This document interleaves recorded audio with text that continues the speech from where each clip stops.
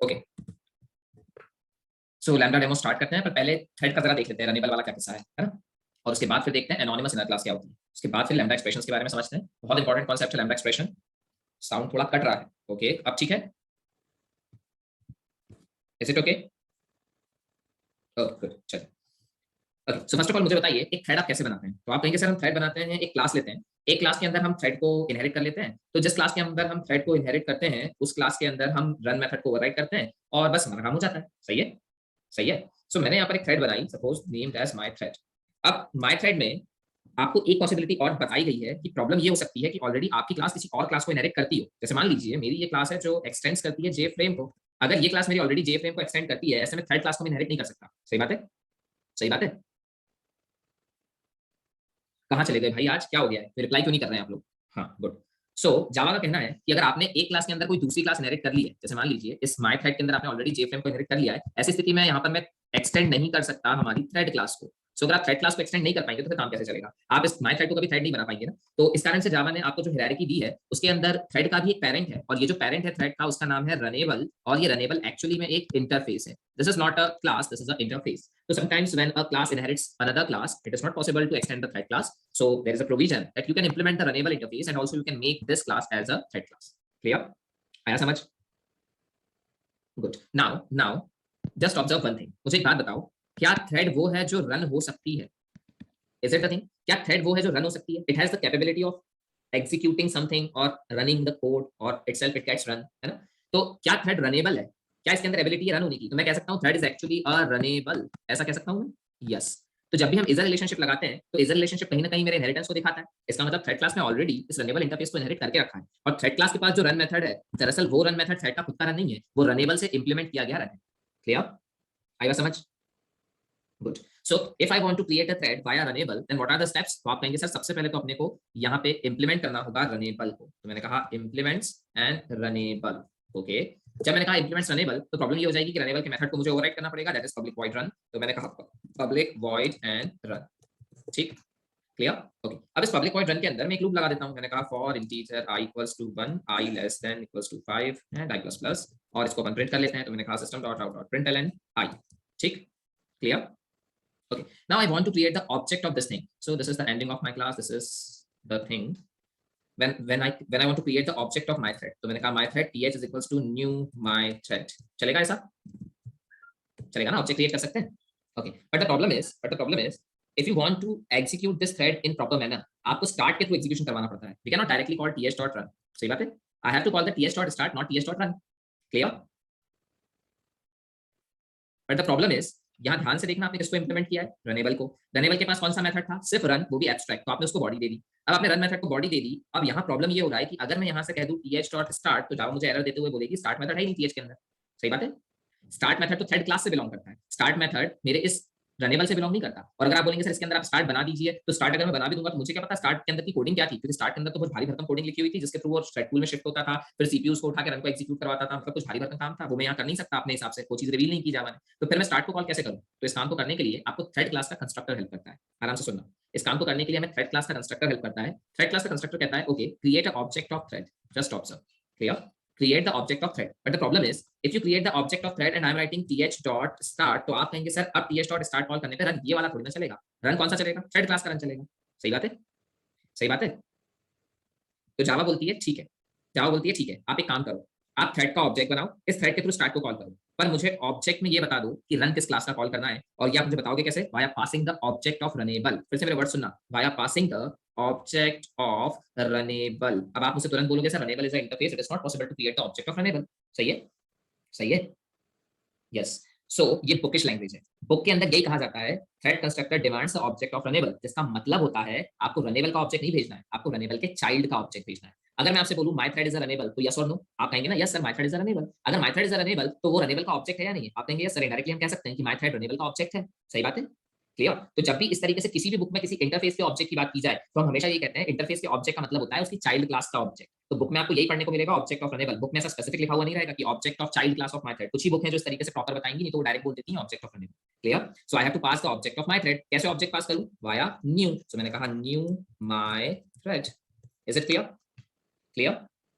Good. अब देखो, अब इस थ्रेड क्लास का कंस्ट्रक्टर अब इस थ्रेड क्लास का कंस्ट्रक्टर जब चलेगा तो थ्रेड क्लास के कंस्ट्रक्टर पे चलने पर आपने क्योंकि रनेबल का ऑब्जेक्ट इसे पास कर लिया, तो जब मैं ts डॉट स्टार्ट बोलूंगा तो स्टार्ट बोलने पर रन इस थ्रेड क्लास का ना चलकर ये जो ऑब्जेक्ट आपने पास किया है इस क्लास का चलेगा। क्या इसके अंदर कोई थ्रेड रन मेथड है? Yes there is run method. बस अब आप अगर इस कोड को चला दें तो आपको जो आउटपुट मिलेगा वो मिलेगा 1 to 5। Just observe, so this is the output 1 to 5। Clear? आएगा समझ? गुड। तो ये है रनेबल का फंडा। अब एक बात आराम से समझना, मुझे एक बात बताओ, आप यहाँ पर पास क्या कर रहे हो? तो आप कह रहे हैं सर मैं यहाँ पे पास कर रहा हूँ एक्चुअली रनेबल का ऑब्जेक्ट। सही बात है? सही बात है। तो जावा इसका एक और बेटर वे देती है in the form of anonymous inner class. आराम से सुनना कंसेप्ट। हाँ, this is object of runnable. Clear? So मैं आपसे कह रहा हूँ इस पर्टिकुलर काम को करने के लिए जावा आपको एक और बेहतर वे देती है, जैसे हम कहते हैं anonymous inner class. What is the meaning of anonymous inner class? Inner class समझते हो? There is a class, inside the class there is a one more class. Clear? Clear? This is a inner class, this is a inner class. What about the anonymous inner class? Anonymous inner class is a some class which doesn't have any name. This is a named class. Class MNO is a named class. This is an inner class, but this inner class has a name XYZ. तो मैं कहूंगा ये concept है named inner classes का। एक होती है anonymous inner class जिसमें inner class का कोई नाम नहीं होता। There is no name of the inner class. Clear? आया समझ? Good. तो anonymous inner class क्लास के अंदर नहीं बनती, anonymous inner class बनती है मेथड के अंदर। पर एक बात बताओ, क्लास के अंदर ही मेथड होता है। अगर मैं मेथड की बात करूं तो मेथड क्लास के अंदर ही होता है ना। तो अगर इस मेथड के अंदर मैं बोलूं क्लास बिलोंग करती है तो इनडायरेक्टली तो कह सकता हूं ना क्लास के अंदर ही क्लास बिलोंग कर रही है। हाँ, स्पेसिफिकली कहूंगा तो बिल्कुल कहूंगा कि मेथड के अंदर क्लास है। पर अगर मैं थोड़ा सा इनडायरेक्टली कहूं तो क्या मैं कह सकता हूं देखो क्लास के अंदर ही मेथड होता है और क्लास के अंदर ही मेथड होता है और इस पर्टिकुलर मेथड के अंदर क्योंकि आपने एक क्लास बना दी है तो ये बेसिकली एक एनोनिमस इनर क्लास है। Is it? Yes, good. चलिए तो अब इस काम को करेंगे कैसे देखना।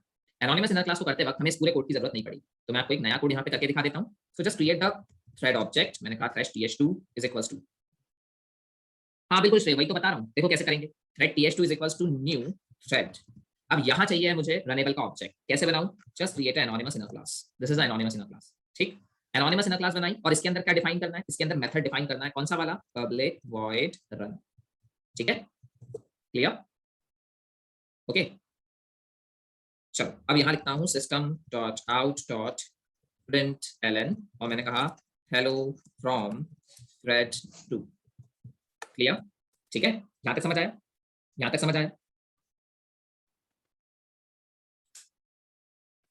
जल्दी बताएं यहाँ तक समझ आया क्या? ओके, अब प्रॉब्लम ये है इस थ्रेड क्लास के कंस्ट्रक्टर को ये नहीं समझ रहा है कि आपने एक मेथड ओवरराइड तो कर दिया। अगर सिंटेक्स को ध्यान से देख रहे हो तो this is the opening of class, inside the class there is a run method, inside the run method the body of the run method, this is the closing of class, this is the closing of the constructor parenthesis and this is the semicolon। जावा को ये तो समझ आ रहा है कि आपने ना एक क्लास जैसा कुछ बना के इसमें पब्लिक वॉइड रन बना दिया है, बट उसको ये समझ नहीं आ रहा है कि थ्रेड क्लास का कंस्ट्रक्टर आपसे रनेबल का ऑब्जेक्ट डिमांड करता है।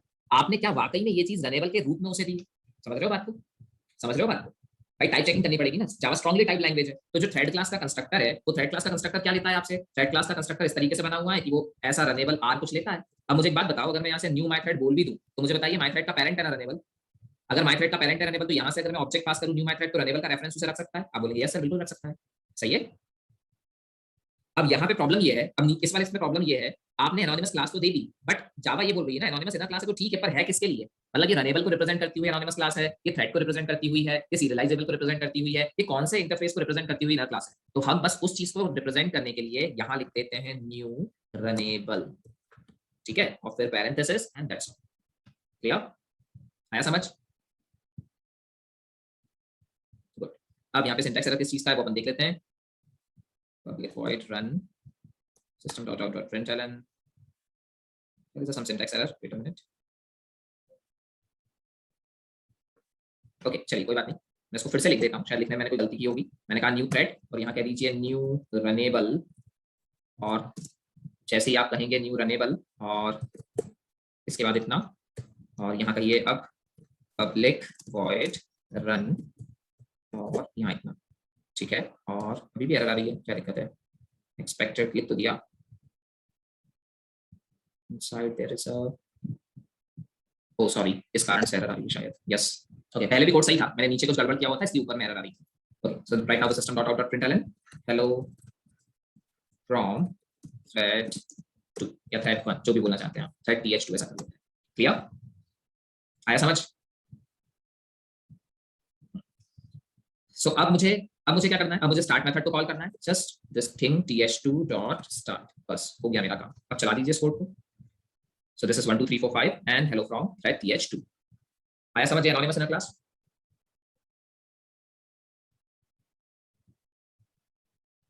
आया समझ? अरे भाई रिस्पॉन्स तो करिए, आपके रिस्पॉन्सेज ही नहीं आ रहे हैं आज, क्या मैं ही बोलता रहूं बस? थोड़ा सा आ जाएगा आपकी समझ में। देखो अपना एक कोई क्वेश्चन था ना जिसमें हमने क्लास बनाई थी, कहाँ क्या वो, उस वाले कोड का नाम याद है क्या आपको, जिसमें हम लोगों ने क्लास बनाई थी खुद से? कुछ कोड का नाम याद है आपको, क्या था वो कोड का नाम?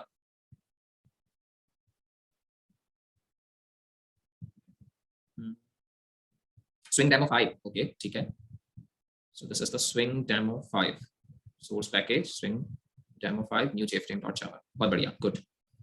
नहीं ये वाला नहीं बेटा, जो हमने अपने हिसाब से बनाया था, पूरा का पूरा अपन ने खुद बनाया था, जिसको स्विंग टेस्ट था क्या, देख लेते हैं एक बार। नहीं ये भी नहीं था, ओके स्विंग ऐप था, ओके चलिए कोई बात नहीं, उसको और ढूंढ लेते हैं एक बार। Okay that is swing application, एक बार देख लेते हैं, अगर मिल जाए तो ठीक, नहीं तो फिर मैं आपको बताता हूँ क्या करना है उसके लिए। हाँ ये था, नहीं ये भी नहीं बेटा, आपको याद है हम लोगों ने एक पूरा मैनुअली बनाया था, पूरा अपने हाथ से बनाया था, जिसमें हम लोगों ने फ्रेम भी खुद बनाई थी, उसको विजिबल भी खुद करवाया था, फ्रेम का ऑब्जेक्ट बनाया था, खुद से फ्लो लेआउट डिसाइड किया था। चलो कोई नहीं, देखते हैं मिल जाए तो अच्छा है, नहीं मिले तो फिर सोचते हैं। ये भी नहीं है, एक स्विंग डेमो और देख लेते हैं last. This one is not, this one is not, एक लास्ट और देख लेता हूं मैं, जे फ्रेम डेमो के नाम से तो नहीं है कुछ, या फ्रेम डेमो के नाम से तो कुछ नहीं है।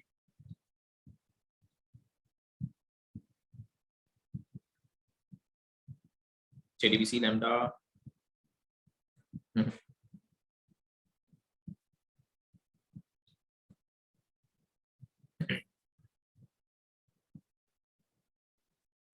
Okay it is also not. चलिए कोई बात नहीं, वो मुझे नहीं मिल रहा है, पर मैं आपको बताता हूँ, रुकिए देखिए इसे नोटपैड पे कर लेते हैं, अगर मिल जाता तो अभी अपन चेक कर लेते हैं, बट फिर भी कोई बात नहीं। थोड़ा सा याद है इवेंट हैंडलिंग, अगर इवेंट हैंडलिंग आपको याद है तो मुझे बताइए, हम ऐसे लिखते थे ना, btn dot add action listener, सही है, और इसको पास क्या करते थे, new my Java application 96, okay क्या बात है, जावा एप्लीकेशन 96 सोर्स पैकेज, अरे क्या बात है, बहुत बढ़िया संदीप, गुड। चलो देखो यहाँ पे, इसको चला के देख लेते हैं ताकि आपको समझ में आ जाए चीजें। देखो ये पूरा कर रहा है हमारा काम, मैंने क्लिक किया यहाँ पे, क्लिक कर दिया। Now just observe here, there is a one inner class I have created, inside the inner class I have created my listener में मैंने action listener को implement किया, और इसका एक जो मेथड है action performed वो मैंने ओवरराइट किया, सही है, ठीक है। अब जरा ध्यान से देखना, इस add action listener को मैं ये new my listener he provide कर रहा हूँ, ये वाला, सही है, और ये जो my listener है ये भी action listener को implement कर रहा है, जैसे मेरा my thread implement कर रहा था runnable को, और इसके अंदर भी एक ही मेथड है public void action performed, उसके अंदर भी एक ही मेथड था public void run। तो क्या ये न्यू माई लिसनर को भी मैं एनोनिमस लिसनर क्लास से रिप्लेस कर सकता हूं? बिल्कुल कर सकता हूं, कैसे? देखो इसको मैं पूरा कमेंट आउट करता हूं, ठीक है, ये यहां से उठाया मैंने और यहां तक पूरा कमेंट कर दिया, इसको नहीं क्लास पूरी कमेंट करनी है ना, this thing is class basically, okay ठीक है, ये कोड कमेंट हो गया। नाउ अब मुझे माई लिसनर तो नहीं लिखना था, मुझे क्या लिखना पड़ेगा, एक्शन लिसनर, सही है, सही है, ओके। अब न्यू एक्शन लिसनर के बाद क्लास बनाओ, तो ये क्लास बनाई मैंने, और इस क्लास के बाद अब क्या लिखूं, कौन से मेथड को ओवरराइट करूं, ये वाले मेथड को ओवरराइट कर दीजिए, तो ये मैंने ऐसे कंट्रोल सी करा और यहाँ पे कंट्रोल वी कर दिया, ठीक, क्लियर, ओके। अब क्या एरर है वो देख लेते हैं अपन, सो ये वाला ठीक है, ये वाला यहाँ बंद हो गया, ये वाला ये बंद हो गया, ओके थोड़ा सा ब्रेसेस का प्रॉब्लम है, चलिए this is the opening, this is also opening and closing, so there is a need of one more closing, okay बढ़िया, ठीक, क्लियर, ओके। अब क्या करूं, कोड को रन करके देख लीजिए, सो यहाँ पे शायद कुछ और एक और बंद होगा ब्रेस, हाँ ये ब्रेस शायद मेन का बंद हुआ है, दिस थिंग, ये मेन का बंद, इनिट का बंद हुआ है, ओके, और इनिट के बाद ये क्लास का बंद हुआ है, ठीक है, ये क्लास का बंद, ओके। अब इस कोड को जरा चलाओ, इसको बंद करता हूं मैं वापस, फिर से इस कोड को चलाओ, देखो क्या सेम इफेक्ट आ रहा है क्या, yes click me, this is clicked, same effect,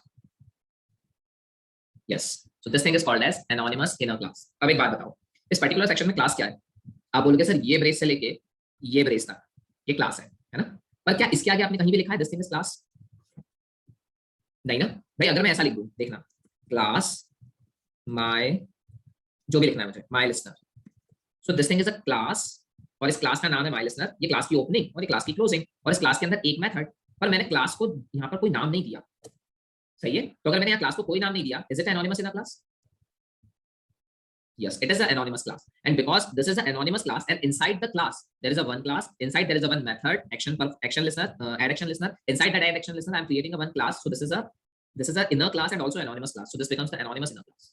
Clear?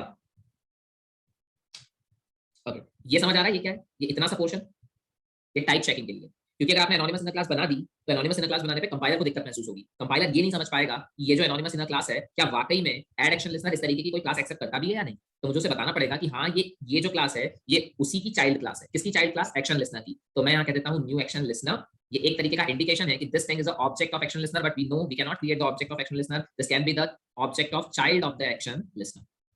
Clear? आएगा समझ? बहुत बढ़िया। तो ये हुआ हमारा एनोनिमस इनर क्लास। अब आ जाइए लैम्डा एक्सप्रेशन पे। हटाऊं ये सब, हटाऊं ये सब। ओ चलिए, अब बहुत आराम से लैम्डा एक्सप्रेशन की थ्योरी समझना, ठीक है। मुझे एक बात बताइए, क्या आपको कभी ये महसूस हुआ है कि सर जावा थोड़ी ज्यादा वर्बोस है? वर्बोस समझते हैं? बहुत ज्यादा लिखना पड़ता है जावा में कोड लिखने के लिए। जैसे अगर मैं शुरुआत की स्टाइल मतलब शुरुआत का कोड लिखना चाहूँ तो क्लास बनाओ, पब्लिक स्टैटिक वॉइड मेन दो, सब कुछ करना पड़ता है, फिर जाके system dot out dot println दो, फिर जाके कहीं मैं प्रिंटलन के थ्रू कुछ हेलो वर्ल्ड प्रिंट कर पाता हूँ। मतलब पहला कोड भी अगर मैं जावा का लिख रहा हूँ तो ऐसा लगता है कि उसने पूरी की पूरी जावा पहली बार में आपको समझाने की कोशिश करती है। सही बात है। मतलब अगर मैं public static void main string square bracket args इतना ही देखूं तो एरे भी आ जाता है, स्टैटिक भी आ जाता है, पब्लिक भी आ जाता है, क्लास भी आ जाती है। तो आप कहेंगे सर 40% जावा तो पहले वाले इसके प्रोग्राम में कवर हो जाती है। सही बात है। और जब हम लोगों ने लेक्चर शुरू किया था तब भी मैंने आपसे कहा था कि अगर आपने system dot out dot println वाली लाइन समझ ली तो ये मान के चलना आपने 40% जावा कर ली। तो सही बात है, उस पर उतना कंसेप्ट अगर समझ आ गया तो हम 40% की झलक तो पहले वाले प्रोग्राम में देख लेते हैं जावा। तो जावा थोड़ी सी वर्बोस है। वर्बोस मतलब ज्यादा लिखना पड़ता है जावा। अब ये प्योर ऑब्जेक्ट ओरिएंटेड पैराडिग्म पर बेस है भाई, हमें पता है जावा प्योर ऑब्जेक्ट ओरिएंटेड सपोर्ट करती है। पर ऐसे में एक प्रॉब्लम हो जाती है। हमें दो प्रोग्रामिंग अप्रोचेस पता है, एक होती है फंक्शनल प्रोग्रामिंग और एक होती है object oriented programming. Functional programming के अपने कुछ बेनिफिट्स हैं और अपने कुछ ड्रॉबैक हैं। ऑब्जेक्ट ओरिएंटेड के अपने कुछ बेनिफिट्स हैं और अपने कुछ ड्रॉबैक्स हैं। ऑब्जेक्ट ओरिएंटेड में हम लोग बॉयलर प्लेट कोड ज्यादा लिखते हैं। देखो ये सब याद रखना टर्म्स है ना, ऐसी की ऐसी टर्म्स आप सुनोगे जब भी लैम्डा एक्सप्रेशन के बारे में बात करोगे। What is the meaning of boiler plate code? Boiler plate code मतलब कि रिपीटेड कोड, एक जैसा कोड बार-बार रिपीट करना पड़ता है। जैसे पब्लिक स्टैटिक वॉइड में अगर आपको एक छोटा सा भी प्रोग्राम बनाना है तो हमें पब्लिक स्टैटिक वॉइड में लिखना ही है। अगर आपको एक मेथड बनाना है तो मेथड बनाने के लिए हमें एक क्लास बनानी ही है। उस क्लास के अंदर जाके फिर हम मेथड बना सकते हैं। Without class there is never exist a function without a class. सही बात है, सही बात है। सो समटाइम्स ये चीज थोड़ा सा अखरने लगती है। तो जावा ने भी ये चीज रियलाइज की कि ओके ठीक है, कहीं ना कहीं ज्यादा ऑब्जेक्ट ओरिएंटेशन के कारण भी चीजें थोड़ी सी दिक्कत क्रिएट कर रही है। तो उन्होंने बोला ठीक है, हम आपको एक ऐसा फैसिलिटी प्रोवाइड करते हैं जिसके थ्रू आप एक आइसोलेटेड फंक्शन क्रिएट कर पाएंगे। What is the meaning of isolated function? A function which doesn't belong to any class. Clear? A function which doesn't belong to any class. तो अगर जावा में मैं आपसे पूछूं आज तक क्या आपने कभी आइसोलेटेड फंक्शन बनाया है, तो आप कहेंगे नहीं सर, हमने आज तक कभी आइसोलेटेड फंक्शन बनाया ही नहीं। हर फंक्शन कहीं ना कहीं क्लास से बिलोंग करता था। पर जावा 8 के बाद इस चीज को रियलाइज किया गया कि कहीं ना कहीं आइसोलेटेड फंक्शन से कभी-कभी चीजें थोड़ी सी इजी हो जाती है। समटाइम्स इट हैपेंस कि अगर मैं आइसोलेटेड फंक्शन बना के काम कर लूं तो ज्यादा बेहतर तरीके से काम हो पाता है। पहले बात ये हम लोगों को ये समझ आई। तो उन्होंने बोला ठीक है, हम इस चीज के लिए ट्राई करेंगे कि हम आइसोलेटेड फंक्शन बनाने के लिए कुछ आपको दें। और दूसरा पॉइंट ये समझ आया क्या बोला मैंने आपको? ये समझ आया मैंने क्या बोला? तो अब दूसरा पॉइंट सुनिएगा। दूसरा पॉइंट जो ऑब्जेक्ट ओरिएंटेशन के साथ एक प्रॉब्लमेटिक है, या कह लीजिए एक कुछ लैंग्वेजेस के पास प्रॉब्लमेटिक है जो लैम्डास को सपोर्ट नहीं करते हैं। मैं आपको एक कोड बताता हूं, उस कोड के बारे में सोचिएगा। सपोज अगर मैंने एक स्विच यूज किया and inside the switch I am using और I am accepting some operator, और ऑपरेटर में सपोज स्ट्रिंग टाइप से एक्सेप्ट करता हूं। So I can accept here the plus और माइनस और इनटू और divide anything but in a form of string. ठीक है, तो मैं यहाँ पे केसेस बना दूंगा, प्लस का एक बना दूंगा मैं, केस माइनस का एक बना दूंगा मैं, इनटू का एक बना दूंगा मैं, डिवाइड का। सही है, सही है। ओके, अब आप एक चीज मुझे आराम से सोच के बताना। After some time of creation of this code, after some time of creation of this code, मुझे रियलाइज होता है कि मुझे ये जो particular plus minus into divide के साइन थे, अब मुझे यहाँ पर मॉड्यूलो भी चाहिए, मुझे यहाँ पर पावर भी निकालना है, मुझे यहाँ पर ऐसा जो हमारा पॉइंट क्या बोलना चाहिए, सील वैल्यू डिवीजन होता है या फ्लोर वैल्यू डिवीजन होता है, जैसे आपने पाइथन में देखा होगा कि अगर मैं जावा में कह दूं 5 divide by 2 it will give you the answer 2 only. सही बात है, सही बात है। तो मैं चाहता हूं नहीं, मुझे 5 डिवाइड बाय 2 एक्जेक्टली 2.5 ही मिले। मैं कुछ ऐसा करना चाहता हूं कि मुझे 5 डिवाइड बाय 2 2.5 ही मिले। तो ऐसा कुछ स्पेशल तरीके के ऑपरेशंस यहां पर मैं करना चाह रहा हूं। उसके अलावा अगर आपको कुछ और ऑपरेशन परफॉर्म करना है, जैसे मान लीजिए किसी चीज को नेगेट करना है, नेगेटिव को पॉजिटिव, पॉजिटिव को नेगेटिव, इस तरीके से कुछ और ऑपरेशंस में परफॉर्म करना चाहता हूं। अब मेरा सिर्फ आपसे एक ही क्वेश्चन है, अगर आपने इस तरीके से ऑपरेशंस बढ़ा दिए तो क्या आपको यहाँ पर इस स्विच केस को भी बदलना पड़ेगा? क्या इसके अंदर नंबर ऑफ केसेस को बढ़ाना पड़ेगा? यस। अब एक बात बताइएगा, अगर ये कोड आज से एक आध महीने पहले बनके तैयार हो चुका है या 15 दिन पहले बनके तैयार हो चुका है, तो इसका कोड कंपाइल हो चुका होगा, बाइट कोड बन चुका होगा, बाइट कोड अभी हमारा यूजर यूज कर रहा होगा, और वो यूजर की ही रिक्वायरमेंट है कि ठीक है, यूजर चाहता है कि अब है ना ये ऑपरेशन सर उसमें और ऐड कर दिए जाए। तो क्या आप अगर इसमें ये ऑपरेशंस ऐड करोगे तो बिना इस सोर्स कोड को बदले क्या हम ये ऑपरेशंस ऐड कर पाएंगे क्या? नहीं। अगर आपने सोर्स कोड को बदला तो सोर्स कोड को बदलने पे क्या आपको रीडिप्लॉय भी करना पड़ेगा कि प्रोजेक्ट को वापस जाके क्लाइंट के पास, क्योंकि आपने तो सोर्स कोड बदल दिया ना, वो पुराना वाला यूज कर रहा है तो उसको हटा के नया डालना पड़ेगा ना फिर से। यस, तो ये थोड़ा सा टीडियस टास्क है, ये मेंटेनेबल टास्क समझ नहीं आ रहा। तो जावा को समझ आया यूजिंग सम अप्रोचेस, जिसको हम लैम्डा एक्सप्रेशन बोलते हैं, using some approaches there is no need to change this constructed function और दिस कंस्ट्रक्टेड स्विच और this constructed whatever code snippet is there. हम बिना इस कोड को छेड़े भी कुछ ऐसा कर सकते हैं कि अगर मैं यहाँ से इन ऑपरेशंस को बढ़ा भी दूं तो भी इस पर्टिकुलर कोड पर कोई इफेक्ट ना हो, मुझे इसे रत्ती भर टच ना करना पड़े। आ रही है बात समझ? यस। और ऐसा किया जा सकता है with the help of lambda expressions. तो दो पॉइंट मुझे समझ में आए। एक मुझे समझ में आया कि एक तो एनोनिमस एक तो आइसोलेटेड फंक्शन, दूसरा इस टाइप की कोई सिचुएशन जो मुझसे अभी तक मैनेज नहीं हो रही थी और अब मैं बात कर रहा हूँ इस बारे में कि ओके हम इस कोड को नहीं बदलेंगे, स्टिल हम इस चीज के लिए कोड को कैपेबल बना देंगे कि इसे बिना बदले भी फंक्शनैलिटी में एनहांसमेंट दे सकते हैं। सही है, ये दो पॉइंट तो मुझे समझ आ गए। तीसरा पॉइंट, क्या कभी आपने ध्यान से देखा है कि आप किसी चीज को किस तरीके से पास करते हैं? मतलब मान लीजिए मैंने एक फंक्शन क्रिएट किया, inside this function suppose m1 is the function and m1 function receives some value int x। ठीक है, ठीक है, okay. So as a parameter कोई फंक्शन क्या एक्सेप्ट करता है? तो आप कहेंगे सर एज अ पैरामीटर कोई फंक्शन हमेशा फंक्शन एक्सेप्ट करता है। सही है, oh sorry, as a parameter कोई फंक्शन हमेशा वैल्यू एक्सेप्ट करता है। ओके, अब मैं आपसे ये चाहता हूँ एक जनरल वे बना दिया जाए। जनरल वे मतलब rather than accepting a variable is it possible to accept a function via function। मतलब ये फंक्शन किसी वेरिएबल को एक्सेप्ट ना करे, कोई वैल्यू एक्सेप्ट ना करे, बल्कि खुद एक फंक्शन एक्सेप्ट कर ले। समझ आ रहा है क्या बोल रहा हूँ? समझ आ रहा है? कैसे करेंगे हम इस बारे में बात नहीं कर रहे हैं, सिर्फ आप थ्योरेटिकली मेरी बात समझना। अभी इसका तो पूरा अपना लेक्चर ही है कि भाई कैसे इस चीज को हम इंप्लीमेंट करेंगे कि कोई एक फंक्शन दूसरे फंक्शन को एक्सेप्ट करे। बट अभी तक हम इस बारे में बात कर रहे हैं कि मैंने यहाँ पर एक m1 फंक्शन बनाया, तो आप कहोगे सर m1 फंक्शन ऐसा int x टाइप की किसी वैल्यू को रिसीव कर सकता है अगर मैं m1 को कॉल करूँ तो m1 को कॉल करने पर मैं ऐसा 10 पास कर देता हूँ और ये 10 पास करने पर ये जो 10 है ये x में रिसीव हो जाएगा। तो this is a value mechanism कि मैं वैल्यू पास करता हूँ, वैल्यू रिसीव होती है। But now I am bothering about I created one m2 method which have some body and whatever body it is having, अगर अब मैं यहाँ पे कहूँ m1 और m1 को m2 ही पास कर दूँ, क्लियर? मतलब m1 को मैंने कोई वेरिएबल पास नहीं किया बल्कि m1 को मैंने m2 ही पास कर दिया। क्लियर? इसको क्या कहूंगा मैं? इसको मैं कहूंगा passing the behaviour to a function. देखना आराम से, पूरी चीज डिलीट करता हूं, फिर से समझना क्या बोलने की कोशिश कर रहा हूं। मुझे एक बात बताओ, m1 फंक्शन जो ऑपरेशन परफॉर्म करता है वो ये ऑपरेशन है जो आपने लिखे हुए हैं। सही है? और एक बार अगर आपने ये ऑपरेशन इसे लिख दिए तो फिर अब हमें सोर्स कोड बदलना पड़ेगा। अगर मुझे m1 के थ्रू किया जाने वाला काम बदलना है तो मुझे इस कोड को बदलना होगा। अब मैं ये चाहता हूं कि यार m1 एक ऐसा फंक्शन हो जो कोई स्टैटिकली चीजों को मैनेज ना करे, मतलब उसकी जो डेफिनेशन है वो स्टैटिक ना हो, वो हार्ड कोडेड ना हो, बल्कि मैं जो भी डेफिनेशन इसे दूं वो डेफिनेशन ही एग्जीक्यूट कर दे। सो अगर मैं इससे बोलूं m1 तुम ऐड करो तो m1 ऐड करने का काम कर दे। अगर मैं बोलूं m1 तुम सब्ट्रैक्ट करो सो m1 सब्ट्रैक्ट करने का काम कर दे। अगर मैं बोलूं m1 तुम डिवाइड कर दो तो वो डिवाइड करने का काम कर दे। मतलब the logic of add, the logic of subtraction, the logic of division I'm passing to this m1। अगर मैं एडिशन का, सब्ट्रैक्शन का, डिवीजन का लॉजिक अगर इस m1 को पास कर सकूं तो जो पास किया गया लॉजिक है अगर उसे एग्जीक्यूट कर दिया जाए तो आप समझ पा रहे हो कि अगर मैं इसे एग्जीक्यूट कर दूं जो पास किया हुआ लॉजिक है तो ये पर्टिकुलर एडिशन का लॉजिक सप्लाई करने पर ये ऐड जैसा वर्क करने लगेगा, सब्ट्रैक्शन जैसा सप्लाई करने पर सब्ट्रैक्शन जैसा वर्क करने लगेगा, डिवीजन सप्लाई करने पर डिवीजन जैसा वर्क करने लगेगा। सही है? तो rather than passing a value, I'm passing the behavior itself to a function। सही बात है? I'm passing the behavior or implementation or any other function to a function। Clear? So what is the basically a lambda expression? So lambda expression में हम ये भी कहते हैं this is a thing by which we can pass a behavior to a function। So हम behavior किसी function को पास करते हैं। Clear? ठीक? Good। तो मुझे तीन चीजें समझ आई। ये समझ आई। एक तो स्विच वाला केस था जो थोड़ा सा टिपिकल जा रहा है, उसको मैं अभी वर्ड्स में कन्वर्ट नहीं कर पा रहा हूँ। हाँ, बट मुझे ये समझ में आ गया है कि भाई इससे कुछ बड़ा होने वाला है, तो वो एक अकेला चीज छोड़ देते हैं। हाँ बिल्कुल, passing behaviour to a function, बिल्कुल बिल्कुल मोहम्मद। तो पहला वाला तो अपन देख लेते हैं। पहला वाला मैंने आपसे कहा आइसोलेटेड फंक्शन, एक ये चीज बनानी है मेरे को। दूसरा मुझे बनाना है वो स्विच वाला कुछ तो भी मेंटेनेबल कोड, है ना। और उसके बाद मुझे करना है एक फंक्शन को किसी दूसरे फंक्शन में पास, मतलब एक फंक्शन को एज अ वैल्यू मैं किसी दूसरे फंक्शन को पास कर दूं। सही बात है? इसी को मैं दूसरे शब्दों में बोल सकता हूं passing behaviour, what is there, behaviour to function. ये बात समझ आ रही है? सो I'm passing a function as a value to another function, और इसी को मैं कह सकता हूं passing behavior to function। Clear? Good. और ये सब अचीव होता है with the help of lambda expression. So अगर आप लैम्डा एक्सप्रेशन की बात करते हो तो लैम्डा एक्सप्रेशन इन तीन चीजों को अचीव करने के लिए जावा में बनाया गया एक प्रिंसिपल। ठीक? क्लियर? गुड। अब ध्यान से सुनना, जावा प्योर ऑब्जेक्ट ओरिएंटेड है ना, और अगर आप आइसोलेटेड फंक्शन की बात करते हो तो जावा कहीं ना कहीं ऑब्जेक्ट ओरिएंटेड प्रिंसिपल से अलग होने की बात कर रही है। हाँ, ऑलमोस्ट प्योर, बिल्कुल ऑलमोस्ट प्योर है। और अगर मैं आइसोलेटेड फंक्शन बनाने की बात कर रहा हूँ तो कहीं ना कहीं जावा खुद का ही विरोध कर रही है ना कि भाई मैं तो प्योर ऑब्जेक्ट ओरिएंटेड हूँ, तो मैं कैसे बनाने दूं आपको एक आइसोलेटेड फंक्शन। तो अगर वो आपको आइसोलेटेड फंक्शन बनाने की परमिशन दे रही है, इसका मतलब क्या जावा ऑब्जेक्ट ओरिएंटेड से प्रोसीजर ओरिएंटेशन पे शिफ्ट हो रही है क्या? नहीं, ऐसा कुछ नहीं है। हाँ, ऐसा कुछ नहीं है। आप ये बिल्कुल नहीं कहेंगे कि सर आइसोलेटेड फंक्शन अगर जावा ने एक्सेप्ट कर लिया है तो वो ऑब्जेक्ट ओरिएंटेशन से प्रोसीजर ओरिएंटेशन पे शिफ्ट हो रही है। नहीं, बस उसने अपने तर्कस में एक और तीर डाल दिया है। कोई सिचुएशंस आपको ऐसी मिलेगी, ध्यान से सुनना, प्रोग्रामिंग करते वक्त या एक लार्ज प्रोजेक्ट को डेवलप करते वक्त कुछ सिचुएशंस आपको ऐसी मिलेगी जहां आप रियलाइज करोगे object orientation is much better than the procedure orientation.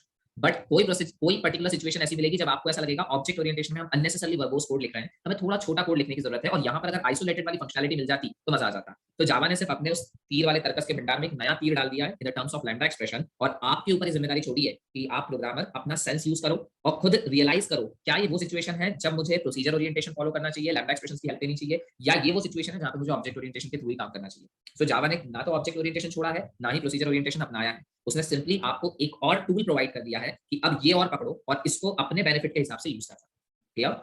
आएगा समझ?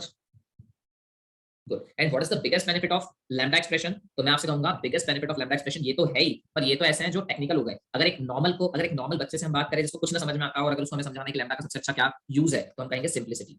बहुत ज्यादा सिंपल हो जाता है code in the terms of syntaxes, in the terms of logic उतना ही वो टिपिकल हो जाता है। मतलब क्योंकि जैसे ही आप सिंटैक्स को छोटा करते हो ना, इंटरनल वर्किंग जो हो रही होती है वो थोड़ी सी एब्स्ट्रैक्ट हो जाती है। समझ पा रहे हो बात को भाई? जैसे जैसे सिंटैक्स छोटा होता जाएगा हम ये नहीं समझ पाएंगे ना इंटरनली ये क्या क्या कर रहा है। अगर मेरे को क्लियरली एक क्लास दिख रही है, क्लियरली एक फंक्शन दिख रहा है, क्लियरली मेथड का कॉल दिख रहा है, तो हमें सब कुछ क्लियरली विजिबल है। बट यही चीज अगर मैं चीजों को छुपाने लग जाऊं, हाइड करने लग जाऊं, और मैं क्लियर छोटा सा सिंटैक्स दे दूं, तो छोटे से सिंटैक्स में इंटरनल कॉम्प्लेक्सिटी कहीं ना कहीं बढ़ जाएगी ना कोड को समझने की।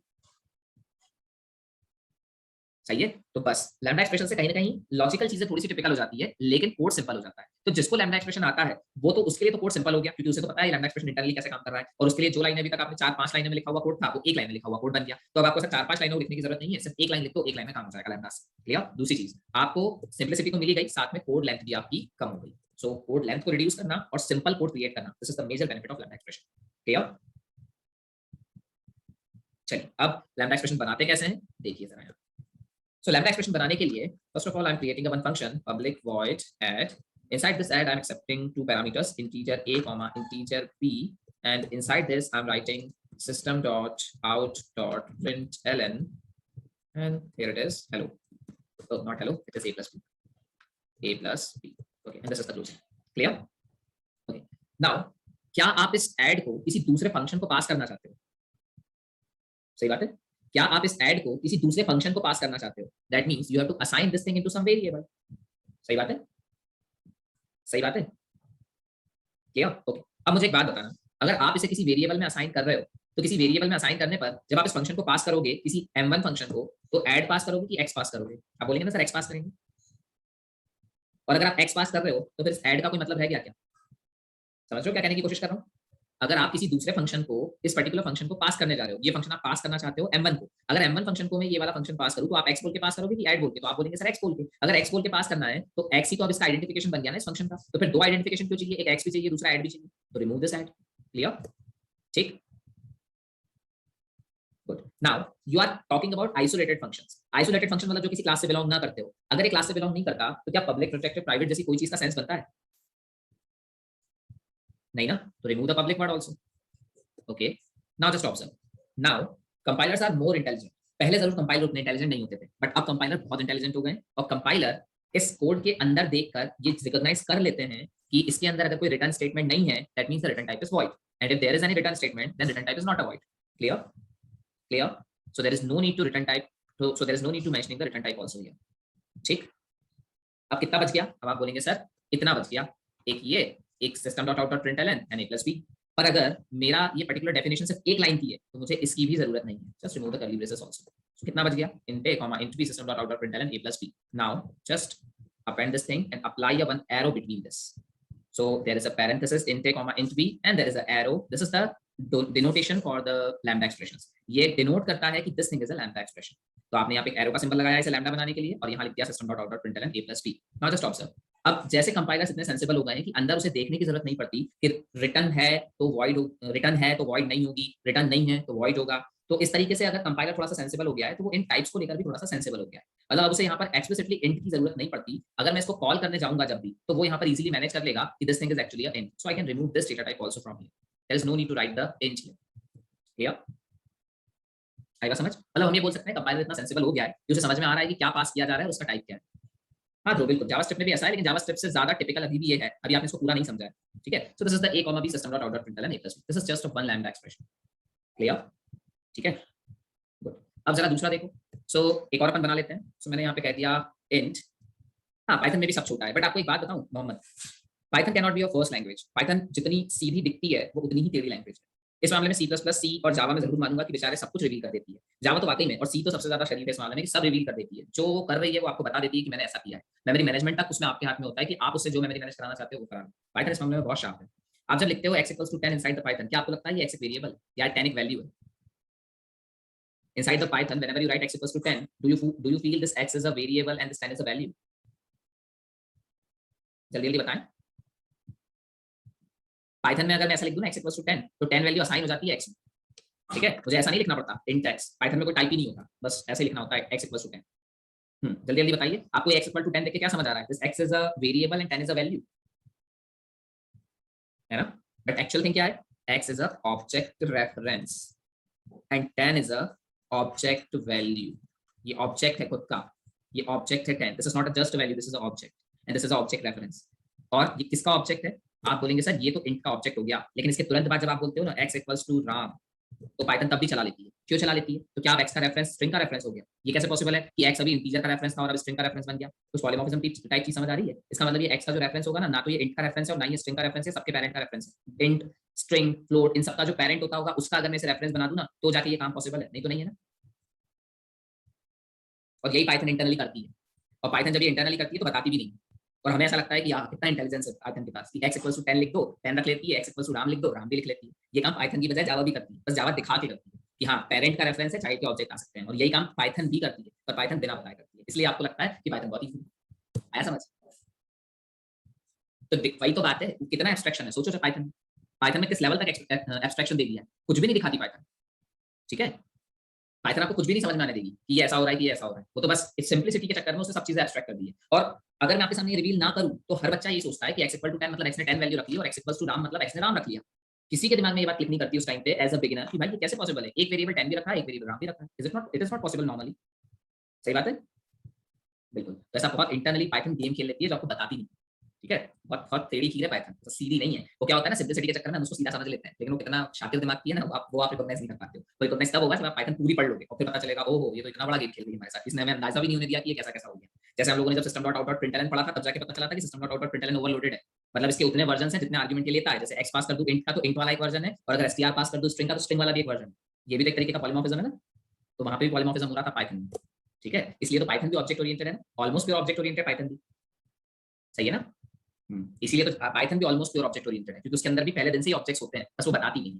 ठीक है, चलिए अब देखिए जरा यहाँ पे। सो मैंने कहा x = a, b system.out.println a + b। चलो अब जरा नीचे आते हैं, एक और एग्जांपल बना के देखते हैं। मैंने यहाँ पे कह दिया int और मैंने यहाँ पे कह दिया subtract फंक्शन का नाम, and there is a arguments.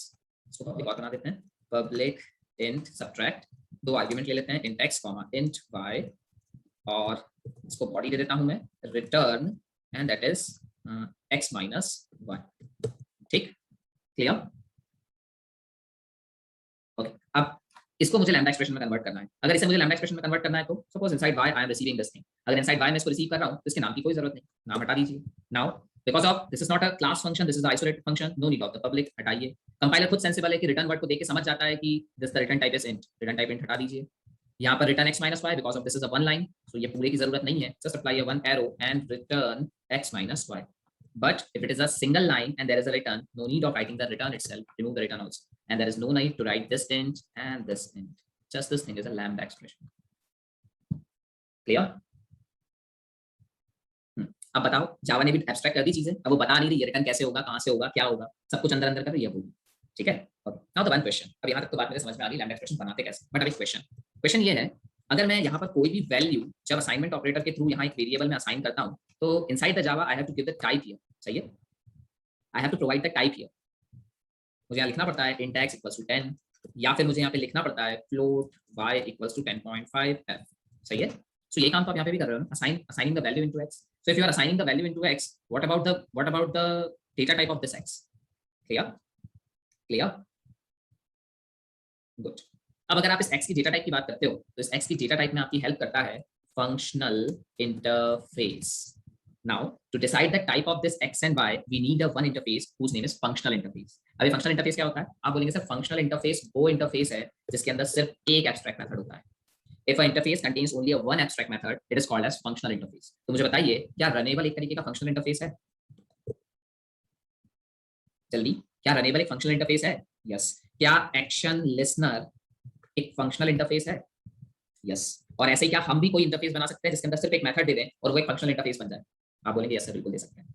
ठीक है, चलिए तो अब जरा एक लैम्डा एक्सप्रेशन के प्रोग्राम को थोड़ा सा सॉल्व करके देखते हैं, कोशिश करते हैं कि बन जाए पहली बार में। ओके, सो इन सबको बंद करते हैं जरा और एक कोड खोलते हैं। ओके, चलिए फाइल हमने लैम्डा बना लिया था ना, लैम्डा डेमो के नाम से।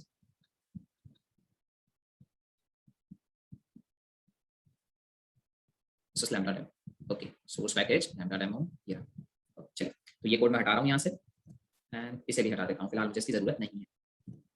सो I need first of all one functional interface जो इस पर्टिकुलर लैम्डा एक्सप्रेशन के जैसा हो। कैसे बनाना पड़ेगा मुझे इंटरफेस? तो आप बोलेंगे सर सबसे पहले तो एक इंटरफेस बनाइए, इस इंटरफेस पे एक नाम दीजिए, कोई भी नाम दीजिए। तो मैंने कहा suppose operation, I am creating one interface named as operation and inside this operation I am creating one method public void perform. ठीक, क्लियर? ओके, और ये आपसे दो आर्गुमेंट एक्सेप्ट करता है, int x, int y suppose. ठीक है, clear? Okay, now just observe. अब आप क्या करेंगे? अब आप एक लैम्डा एक्सप्रेशन बनाएंगे। So how to create the lambda expression? अब ये जो परफॉर्म है, अगर मैं यहाँ पे एडिशन, सब्ट्रैक्शन, डिवीजन, मल्टीप्लिकेशन, इस तरीके का कोई भी एक अगर बनाना चाहता हूँ मेथड, तो मैं क्या लिखूंगा? मैं लिखूंगा पब्लिक, फिर मैं लिखूंगा पब्लिक में हटा देता हूँ क्योंकि आप वो चीज जानते हैं वैसे भी, तो मैं या तो लिखता हूँ वॉइड या तो मैं लिखता हूँ इंट, रिटर्न टाइप के बेसिस पे। सो आप जो भी रिटर्न टाइप यहाँ पे डिसाइड करें, this should be the exact same inside the operation interface. तो अगर यहाँ वॉइड है तो इनकी भी रिटर्न टाइप वॉइड होनी चाहिए, अगर यहाँ पर इंट है तो इसकी भी रिटर्न टाइप इंट होनी चाहिए। तो अभी के लिए मैं यहाँ पे इंट करके दिखा देता हूँ क्योंकि वॉइड वाला तो आसान होता है। तो मैंने यहाँ पर ये एक लिखा और यहाँ पर मैंने एक फंक्शन बनाया लैम्डा एक्सप्रेशन के लिए। कैसे बनाया मैंने function? I am creating one parenthesis, inside this parenthesis I am accepting a and b, there is one arrow function and there is a plus b। सही है, सही है। Okay, I want to assign this thing into a variable. अब उस variable का type क्या होगा? आप कहेंगे सर वेरिएबल का टाइप होगा ऑपरेशन ओ। आया समझ क्या करा मैंने? आपने इस पर्टिकुलर लैम्डा एक्सप्रेशन को, ये लैम्डा एक्सप्रेशन क्लियर है क्या बनाई है मैंने? a, b arrow a plus b, इसको एलैबोरेट करने की जरूरत है? गुड। तो मैंने दो आर्गुमेंट लिए, दो आर्गुमेंट के बाद मैंने ऐड किया और रिटर्न करने के लिए लिखने की जरूरत नहीं पड़ती मुझे रिटर्न। नहीं समझ आया विकास? ओके, पूरा बता देते हैं, कोई बात नहीं। लो, नया नया है ना तो समझ में नहीं आता है। मैंने कहा पब्लिक इंट एट, इसको पास किया इंट a, इंट b, और फिर इसके बाद मैंने इसके अंदर लिख दिया रिटर्न a plus b। ठीक है, ठीक है। Now you want to convert this thing into a lambda expression. Public हटा दूं? आप बोलेंगे यस। रिटर्न टाइप हटा दूं? यस। नाम हटा दूं? यस। ये दोनों हटा दूं? यस। ठीक है, ये कर्ली ब्रेसेस हटा दूं? यस। रिटर्न हटा दूं? यस। सबको हटाना है, बचा क्या? सिर्फ a plus b। तो यहाँ एरो लगा के मुझे क्या लिखना था? a plus b। ठीक है, क्लियर? Okay. अब मैंने बोल दिया a, b arrow a plus b. Now I want to assign this lambda expression into a variable. But the problem is, what is the type of this variable? अगर मैं यहाँ operation ना दूं तो मुझे जावा सिंटैक्स एरर देगी, बोलेगी इस o का टाइप तो बताओ, क्योंकि आप कोई भी चीज अगर असाइन करोगे तो जावा स्ट्रिक्टली टाइप लैंग्वेज है, वो आपसे मांगेगी इसका टाइप दो। तो फिर हमें यूज करना पड़ता है फंक्शनल इंटरफेस का कॉन्सेप्ट। फंक्शनल इंटरफेस के अंदर आप एक ऐसा मेथड डिफाइन करो जिसका, सॉरी, ऐसा मेथड डिक्लेयर करो जिसका प्रोटोटाइप एक्जैक्टली इस लैम्डा के जैसा है। अब जरा आप इस मेथड को ध्यान से देखो, इस मेथड का नाम कुछ भी हो सकता है, this can be perform, this can be anything. ये जो पर्टिकुलर मेथड है, ये जो पर्टिकुलर मेथड है, इस पर्टिकुलर मेथड की अगर मैं प्रोटोटाइप देखूं तो क्या इसकी रिटर्न टाइप इंट है? यस। क्या इस लैम्डा की रिटर्न टाइप इंट है? यस। क्या ये दो आर्गुमेंट लेता है इंटीजर टाइप के? यस। क्या ये दो आर्गुमेंट लेता है इंटीजर टाइप के? यस। आई बात समझ? आई बात समझ? गुड। अब अच्छे से समझना हुआ क्या। जैसे ही आपने कहा यहाँ पे ऑपरेशन ओ, ऑपरेशन की स्पेलिंग गलत कर दी क्या? O P E A R, okay, operation, okay, ऊपर स्पेलिंग गलत करके रखी है, ठीक है, कोई बात नहीं। So this is operation O is equals to a, b arrow plus b। अब ध्यान से सुनना, जैसे ही आपने कहा operation O is equals to a, b arrow a plus b, इस पर्टिकुलर लैम्डा की प्रोटोटाइप को इससे मैच किया गया, और जब इस लैम्डा की प्रोटोटाइप को इससे मैच किया गया तो कंपाइलर को समझ में आया, okay, it accepts the two argument and the type of the argument is int, that means the type of a and b is, it should be int. यहाँ ऐसा नहीं है कि यहाँ इंट नहीं लिखा है, वो ऐसा है ऊपर से नीचे। जब इसको मैच किया गया इधर पे तो उसने बोला okay, this particular perform method accepts int, that means this a and b is int. That perform method returns int, that means this a plus b should return the value and the a plus b value is of type int. मतलब जो जुड़ेगा that is the type of int. Clear? आया समझ? Good. अब problem ये है इस o को पास कहाँ करूँ, है ना? इस o को पास कहाँ करूँ? तो इस o को पास करने के लिए I'm creating a one class. Inside the class I'm operations रख लेते हैं या जो भी नाम रखना है आपको, operations रख लीजिए, और मैंने यहाँ पर एक मेथड का नाम दे दिया public void operate, ऐसा कुछ रख लेते हैं, okay. Okay, now I want to supply this particular lambda to this operate function. Clear? Clear? अरे जल्दी yes or no बोलिए। हाँ, अब अगर मैं इस ऑपरेट फंक्शन को ये पर्टिकुलर ओ पास करना चाहता हूँ तो मैं क्या लिखूंगा? I am creating first of all the इसका ऑब्जेक्ट बनाइए ऑपरेशन का, तो मैंने कहा operations, control C and control V, मैंने कहा O1 is equals to new and then operations control C and control V और यहाँ लगाइए पैरेंथेसिस, ठीक है, क्लियर। और अब इसको कॉल कर लीजिए O1 dot this is operate and I want to call this operate and pass the O, so ये O पास कर दिया। बट अगर आप यहाँ पे O पास करेंगे तो यहाँ रिसीव भी तो करना पड़ेगा, सही है। ओके अब जो O आपने पास किया या रिसीव करने के लिए क्या करेंगे, तो जरा O का टाइप देखना क्या है। O का टाइप इज ऑपरेशन, तो आप कह दीजिए ऑपरेशन O, क्लियर, ठीक। ओके अब ये तो रिसीव हो गया। Now I want to execute this lambda expression. भाई ये एक तरीके का बिहेवियर है ना, ये बिहेवियर मैंने यहाँ इस ऑपरेट को पास कर दिया। अब ऑपरेट को अगर बिहेवियर पास कर दिया है तो इसको एग्जीक्यूट कैसे करूं, तो इसको एग्जीक्यूट करने के लिए इस मेथड का सहारा लीजिए, perform. So now just use O dot perform, clear, ठीक है। Okay now perform method will accept two argument और not, yes it accepts two argument. So just perform को दो आर्गुमेंट्स अप्लाई कीजिए, मैंने कहा 10 तो कह लीजिए 20, 10, क्लियर, ओके। नाउ अब जरा ऊपर से लेके नीचे कोड को ध्यान से ट्रेस आउट कीजिए, ठीक है।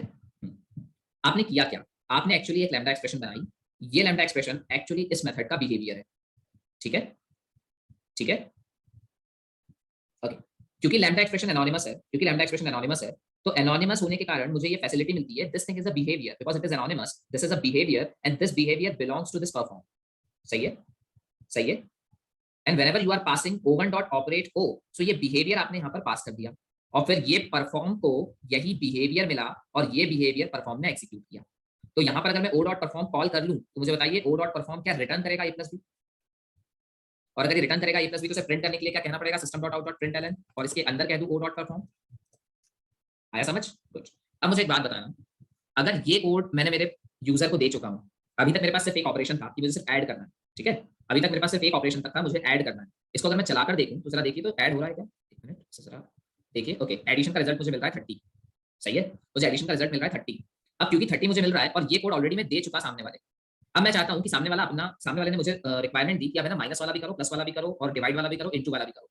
तो मैं यही टारगेट लेके चल रहा था ना, जो कोड ऑलरेडी मैं दे चुका हूं उसे मुझे ना छेड़ना पड़े, है ना।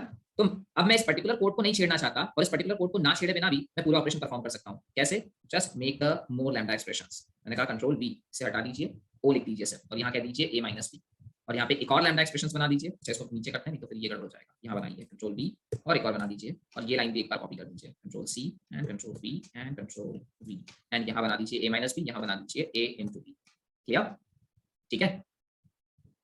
ओके नाउ जस्ट ऑब्जर्व, क्या मैंने इस कोड को छेड़ा, क्या मैंने इस कोड को छेड़ा, नहीं। अब आप देखिए क्या हुआ, आपने यहाँ पर एक और लैम्डा एक्सप्रेशन बनाई फॉर सब्ट्रैक्शन, और सब्ट्रैक्शन वाली लैम्डा एक्सप्रेशन को मैंने O1 डॉट ऑपरेट को पास किया। O1 डॉट ऑपरेट को पास करने का मतलब ये हुआ ना, I am passing the behaviour of perform method, सही है। So if I am passing the behaviour of perform method, whenever I am calling the perform method it uses that behaviour. So अभी जो बिहेवियर पास किया था वो ये था, इसलिए ऐड हो रहा था। अब जो बिहेवियर पास कर रहा हूं वो ये है A, B, A minus B, and after some time I am passing the behaviour of multiplication. तो जो बिहेवियर मैं पास कर रहा हूं वो पास किया हुआ बिहेवियर परफॉर्म अपनी डेफिनेशन के रूप में यूज कर रहा है, और यही लैम्डा एक्सप्रेशन हम लोग समझ रहे थे, passing the behaviour to a function. I am passing the behaviour to perform and perform uses the behaviour dynamically. So एक बार वो ये वाले बिहेवियर को यूज करता है, एक बार इसको यूज करता है, एक बार इसको यूज करता है। तो मुझे इस पर्टिकुलर कोड को बदलने की जरूरत ही नहीं पड़ रही है, और यहाँ से मैं उस पर्टिकुलर परफॉर्म मेथड की डेफिनेशन को जिस रूप में चाहूं उस रूप में बदल सकता हूं। आई बात समझ, गुड। चलो चला के देखना कोड चल रहा है क्या, यस कोड वर्क्स वेल, 30 भी आ रहा है, 10 भी आ रहा है, 200 भी आ रहा है, क्लियर, आई बात समझ,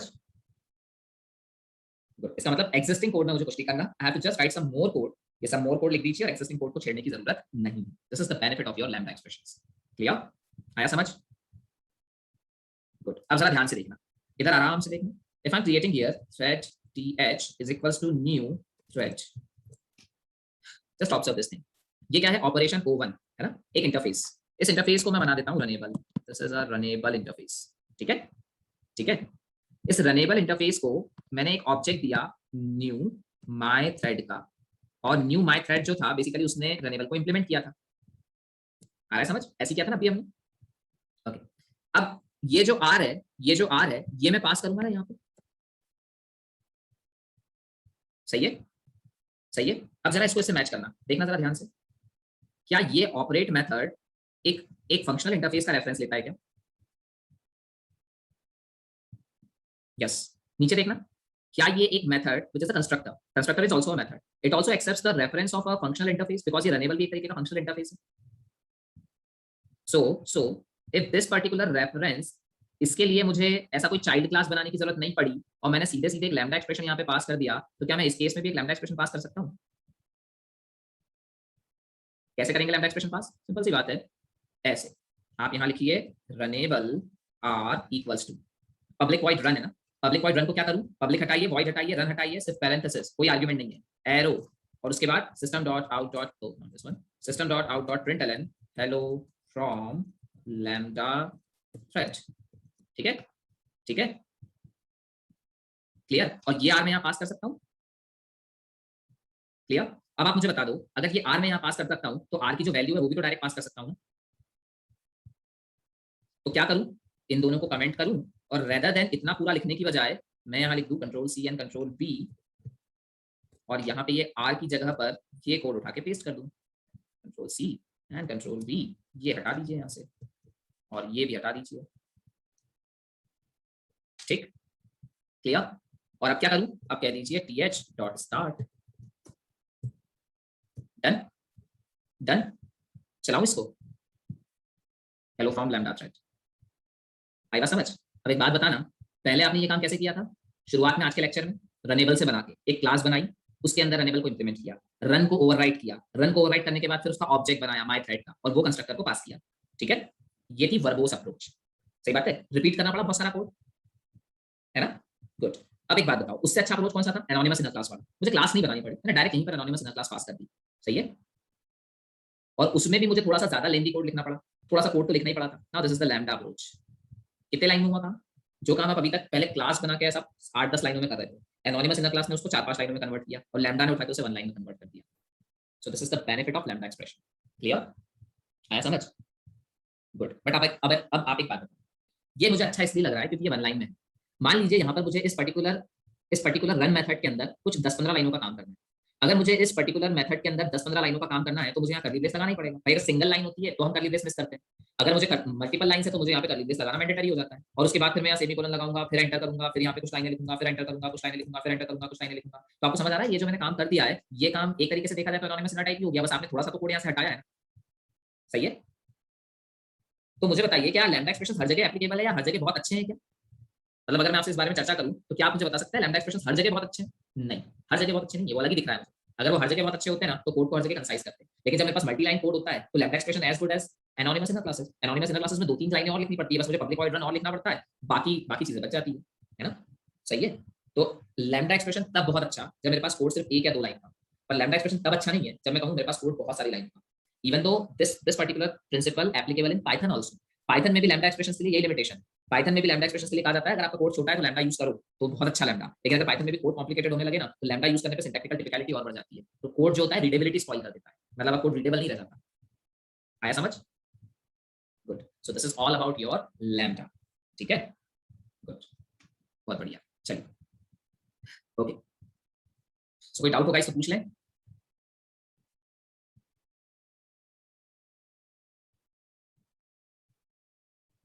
कोई डाउट हो तो पूछ लें।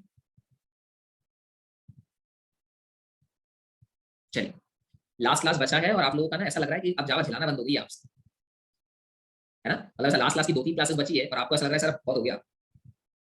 ठीक है विकास, कोई बात नहीं, मैं बता दूंगा एक्सटर्नलाइजेशन, कोई बात नहीं, ठीक है, देख लेंगे। ठीक है, चलिए गाइस, आपकी ये यूज तो हो रहा है बेटा, ये देखो, ये सब यूज ही तो है लैम्डा एक्सप्रेशंस का, ये जो हमने करा है ये सब रियल लाइफ के यूज है इसके। इवन दो जब आप कलेक्शन फ्रेमवर्क पढ़ोगे ना, अब ये कलेक्शन का फ्रेमवर्क आने, मतलब कलेक्शन फ्रेमवर्क का बैच स्टार्ट हो रहा है 25 से, कलेक्शन फ्रेमवर्क के अंदर ऐसे ढेरों मेथड्स हैं जो लैम्डा एक्सप्रेशंस को यूज करते हैं, और जो काम आप ऐसा कुछ नहीं तो भी 5-6 लाइनों में करने वाले थे वो 1 लाइन में हो जाता है, और वहां रियल में दिखता है कि हाँ ये तो यूज हो गया, मतलब लैम्डा बहुत मजेदार लग गया वहां पे। ठीक है, मतलब इवन दो इफ एल्स लगाना, लूप का इटरेट होना, बहुत बार किसी फंक्शन का कॉल होना, इंटरनली इस तरीके से जावा उसको इंप्लीमेंट करती है जो समझ में कलेक्शन फ्रेमवर्क के दौरान आता है। जैसे मैं आपको एक एग्जांपल देता हूं, for example suppose inside the array I am storing some value like 1, 2, 3, 4, 5, 6, 7। ठीक है, आपसे मैं पूछता हूं मुझे यहाँ पे आप है ना सिर्फ इवन नंबर्स प्रिंट करके बता दो। ठीक है, इस एरे के अंदर जितने इवन नंबर्स हैं वो इवन नंबर्स प्रिंट करके बता दो। मिनिमम कितनी लाइनें यूज करोगे इस कोड के लिए? जल्दी जल्दी, 5 लाइनें, बहुत बढ़िया। और मैं कह दूं 1 लाइन में हो जाएगा तो हो जाएगा, 1 लाइन में हो जाएगा ये using the lambda expression, but not here in a collection framework. Collection framework में वैसे मेथड्स डिजाइन किए गए हैं जो इंटरनली लैम्डा एक्सप्रेशन को यूज करते हैं, और उस मेथड को बस मुझे लैम्डा एक्सप्रेशन की तरह कॉल करना होता है, और वो इंटरनली लैम्डास को इस तरीके से यूज करते हैं कि एक लाइन में वो फिल्टर करके आपको बता देंगे कि इसके अंदर जो जो इवन नंबर्स हैं वो प्रिंट हो जाएंगे। क्लियर? और पाइथन में भी लैम्डा ऐसे यूज होता है। पाइथन में भी कुछ फंक्शंस हैं जो लैम्डा को यूज करते हैं, तो इंटरनली ही वो लैम्डा को बार बार कॉल करते हैं, तो ऐसा लगता है कि एक लाइन में कोड चल गया। ऐसा जावा में भी होता है। इवन दो अगर मैं आपसे कहूं मेरे पास एक स्ट्रिंग है या स्ट्रिंग का एरे है, suppose there is a string array और स्ट्रिंग एरे लिस्ट, जो भी आप बोल रहे हैं, एरे ले लीजिए, एरे लिस्ट ले लीजिए, कुछ भी ले लीजिए। इस पर्टिकुलर एरे लिस्ट के अंदर I want to make each and every string as a capital letter, मतलब मैंने यहाँ पे राम में लिखा हुआ है, फिर यहाँ पे लिखा हुआ है मैंने Shyam, but I want to convert each and every string as a capital letter. कितने लाइन में हो जाएगा? ये भी एक लाइन में हो जाएगा। ठीक है?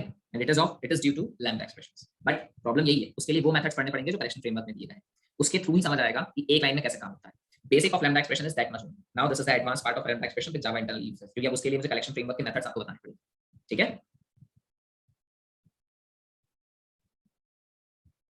डेट एंड टाइम को करेंगे ना बेटा, डेट एंड टाइम के लिए डिस्कशन रह गया है आपका, बता रहा हूँ आपका क्या क्या रह गया है। चलिए नेक्स्ट क्लास में आपका बचा है रैपर क्लासेस, नेक्स्ट क्लास में आपको रैपर क्लासेस बताऊंगा, और डेट एपीआई बच गई है आपकी। ठीक है, दो चीजें आपकी बच गई है जो टॉपिक है, that is the wrapper classes and date API. एक आपको फाइनलाइज मेथड का और मुझे बताना था, वो फाइनलाइज मेथड का 2 मिनट का छोटा सा प्रोग्राम है, वो आपको बता दूंगा, क्योंकि आपको थ्रेड पूरा समझ आ गया है। There is a need of some thread dot sleep, इसलिए मैंने फाइनलाइज छोड़ दिया था, बट फाइनलाइज आ जाएगा आपका। अब इसके अलावा कुछ और याद है आपको? मतलब कुछ और रह गया है हमारा? इसके अलावा कुछ नहीं रह गया है हमारा, और प्रोजेक्ट रह गया है। ठीक है, यील्ड, हाँ ठीक है, यील्ड भी कर लेंगे, बहुत सिंपल सा यील्ड। अभी सुन लीजिए यील्ड। मुझे एक बात बताओ, is there any approach, yield तो अभी सुन लो, मुझे एक बात सिर्फ इतना बताइएगा, क्या ये पॉसिबल है जावा में कि अगर कोई थ्रेड रनिंग स्टेट में हो तो रनिंग से डायरेक्ट रनेबल में चले जाए फोर्सफुली? हाँ देखो, रनेबल से रनिंग में कब जाती है थ्रेड, आप सॉरी रनिंग से रनेबल में कब जाती है, तो आप मुझसे कहेंगे सर एक होती है रनिंग स्टेट, एक होती है रनेबल स्टेट। ठीक है, रनिंग एंड रनेबल। तो आप बोलेंगे सर जब क्लाइंट क्वांटम एक्सपायर हो जाता है, या तो फिर जब मेरा कोई हाई प्रायोरिटी की थ्रेड आ जाती है, उस समय रनिंग से थ्रेड रनेबल में जाती है ना? क्लियर? अगर मैं स्लीप कॉल कर लूं तो आप बोलेंगे स्लीप कॉल करने पर थ्रेड रनेबल में नहीं जाती। अगर मैं वेट कॉल कर लूं, अगर मैं ज्वाइन कॉल कर लूं, कुछ भी कॉल कर लूं मैं, मेरे कहने से थ्रेड कभी डायरेक्ट रनेबल में नहीं जाएगी। मेरे कहने से थ्रेड हमेशा या तो टाइम वेटिंग में जाएगी, या फिर वेटिंग स्टेट में जाएगी, या ब्लॉक स्टेट में चली जाएगी, पर इस तरीके से कभी भी वो डायरेक्ट रनेबल में नहीं जाएगी। Using the yield method I can send back the thread which is currently in a running state to the runnable state. पर यील्ड के लिए ओएस की डिपेंडेंसी होती है। आराम से सुनना। सपोज आपने एक थ्रेड के अंदर कुछ 10 लाइनों का कोड लिखा, ठीक है, this code is a high priority code, ये चलना ही चाहिए था, ये बहुत बहुत इंपॉर्टेंट था, इसको तो चलाना ही है। आफ्टर दिस कोड आप बोल रहे हो ठीक है, अब नीचे का जो कोड है ना वो बाद में भी चला तो चल जाएगा, मतलब इसके लिए अर्जेंसी नहीं है। आ रहा है समझ क्या बोल रहा हूँ? ये पर्टिकुलर कोड के लिए इमरजेंसी नहीं है कि इसको भी ऑन द स्पॉट चलानी है, लगे हाथ चलाना ही है। ठीक है, ये बाद में अगर 1-2 सेकंड बाद भी चल जाएगा तो भी ठीक है। क्लियर? ऐसी स्थिति में आप यहाँ पे कॉल करोगे यील्ड मेथड को।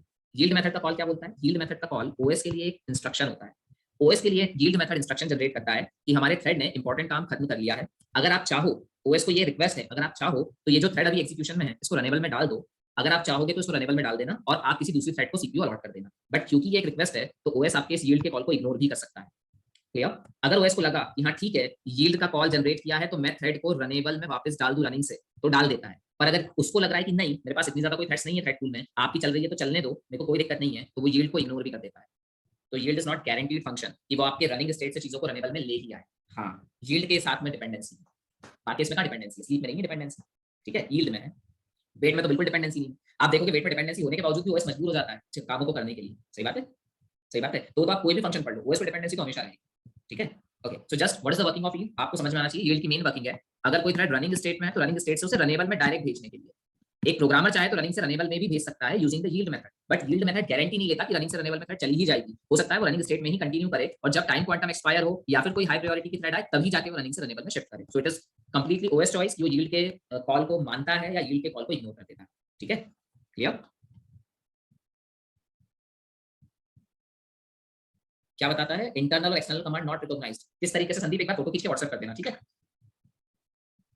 ओके, चलिए मिलते हैं नेक्स्ट क्लास में guys, bye bye. Next class में आपका है। Thank you Shrey, thank you very much. अगर आपको कोई भी डाउट हो तो भी आप मुझे कॉल कर सकते हैं। ऐसा नहीं है कि आपका और मेरा जो रिलेशन है वो सिर्फ अभी तक का है। ठीक है, आप सभी से कह रहा हूँ कि आपको जब लगे कि सर नहीं समझ आ रही है चीजें तो आप बेझिझक मुझे कॉल करिएगा। अगर आप कहीं भी फंसेंगे तो मैं आपको गाइड कर दूंगा। Clear? But this is not the end of Java, this is actually the beginning of Java. अब आप जावा में खड़े हो रहे हैं। ठीक है, अब आपकी स्ट्रीम एपीआई बाकी है, कलेक्शन फ्रेमवर्क बाकी है। आपको कलेक्शन फ्रेमवर्क जरूर करना चाहिए। मतलब आप बहुत लकी हैं इस मामले में कि बैच टाइम पे स्टार्ट हो रहा है कि आपकी जावा एंड हो रही है और कलेक्शन फ्रेमवर्क स्टार्ट हो रहा है। तो देखिए मेरा कोई फोर्स नहीं है, बट मैं आपको सिर्फ यही कहूंगा कि आपको कलेक्शन फ्रेमवर्क ज्वाइन जरूर करना चाहिए। रीजन सिर्फ इतना सा है कि इंटरव्यू राउंड के हिसाब से बहुत जरूरी है। हाँ बिल्कुल श्रेय, बाकी सब लोगों के लिए भी कह रहा हूँ। कोई जबरदस्ती नहीं है मेरी, मैं बिल्कुल आपको ये नहीं कहूंगा कि आप आइए ही, बट मेरी तरफ से ये रिकमेंडेशन है कि आप थोड़ा सा यूट्यूब पर अगर भरोसा करते हैं तो यूट्यूब सर्च करिए, कहीं और पूछिए अपने सीनियर से कि कलेक्शन का क्या इंपॉर्टेंस है। कलेक्शन का इंपॉर्टेंस मैं तो आपको बता ही रहा हूँ कि इसके बिना इंटरव्यू क्रैक होता ही नहीं है। 60% क्वेश्चन इंटरव्यू में कलेक्शन से ही होते हैं, तो कलेक्शन फ्रेमवर्क बहुत जरूरी है। और कलेक्शन फ्रेमवर्क के बाद आपकी जावा में जो प्रोग्रामिंग की स्किल्स है ना, वो अलग ही लेवल पे चली जाएगी। अभी आप जो जावा में प्रोग्रामिंग करते हो वो सी स्टाइल में करते हो, ठीक है। अभी जो आप जावा में प्रोग्रामिंग कर रहे हो सी और सी प्लस प्लस स्टाइल में कर रहे हो। जावा का प्रोग्रामिंग स्टाइल आपको तब समझ आएगा जब आप कलेक्शन फ्रेमवर्क पढ़ लोगे, तो पता चलेगा जो लाइन हमेशा 15 लाइनों में लिख रहे थे ना, वैसा 3 लाइन का कोड था, 3-4 लाइनों में खत्म हो गया, ठीक है। तो कलेक्शन फ्रेमवर्क बहुत जरूरी है, क्लियर। चलिए मिलते हैं नेक्स्ट क्लास में guys, bye bye, take care. Wrapper classes बचा है, डेट एपीआई बचा है, अगर आप कहेंगे तो एक्सटर्नलाइजेशन आपको फिर से बता दूंगा, ठीक है। ओके चलिए मिलते हैं नेक्स्ट क्लास में, बाय बाय, टेक केयर। हाँ एक मिनट, संडे के दिन आपका प्रोजेक्ट वाला क्लास है। हाँ बिल्कुल, संडे प्रोजेक्ट वाला क्लास है, टाइमिंग 10 o'clock। ओके चलिए मिलते हैं नेक्स्ट क्लास में, बिल्कुल। Okay bye bye, take care.